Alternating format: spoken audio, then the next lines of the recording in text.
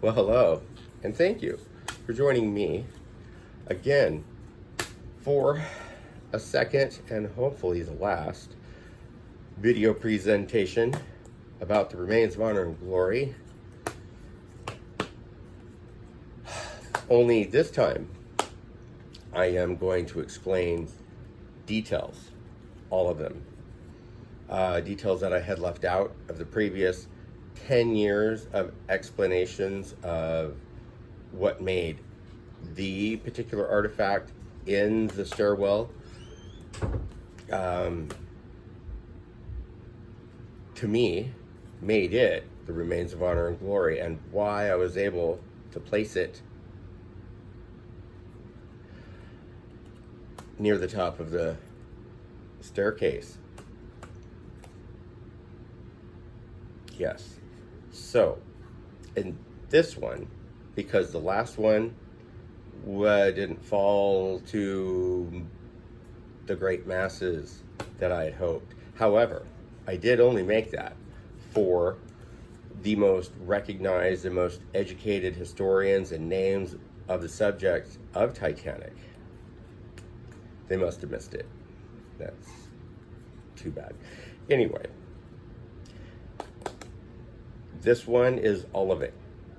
And I'm going to, you, the viewer, are going to see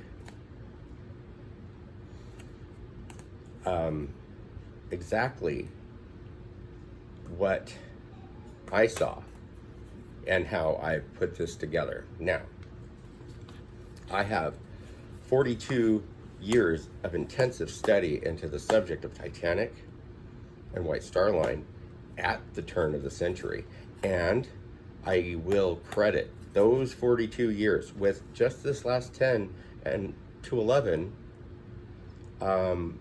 focused on just this one artifact alone.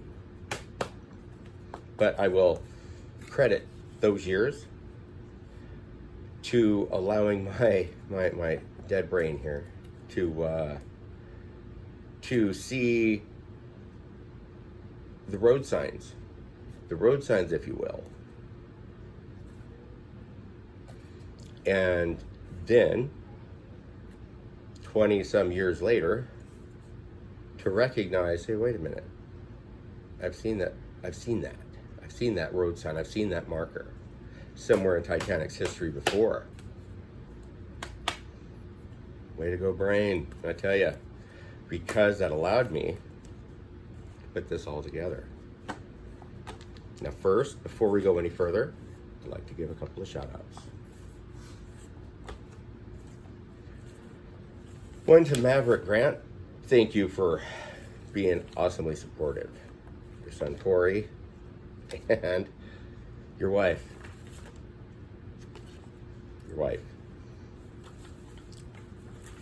There are a few others. YouTube, thank you very much for allowing me to take a channel on your tube platform to put this out to the masses. Thank you. Appreciate that. I have spent a lot of years watching your YouTube subscribers, personalities.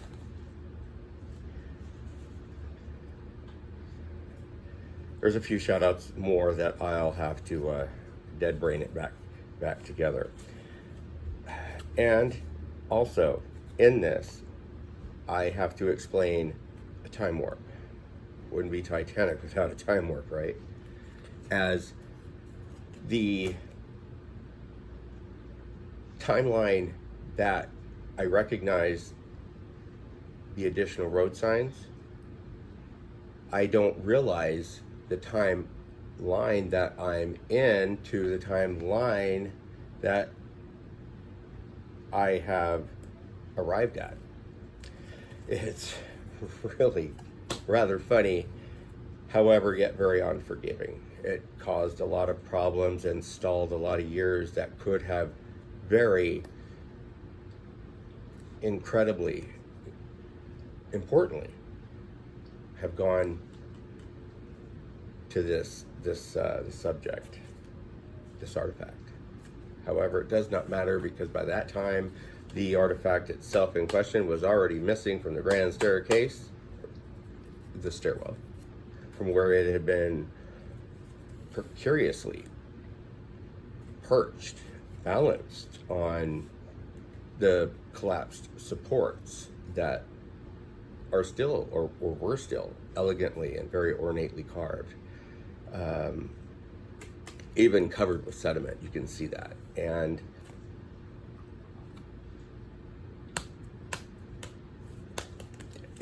I will will explain this, that all of those debris at the bottom of the stairwell, those came from the boat and the A deck section of the first class grand staircase, leading me to revise my information as that the staircase never broke apart. And to tell you the truth, I've always never believed that it did break apart and float out.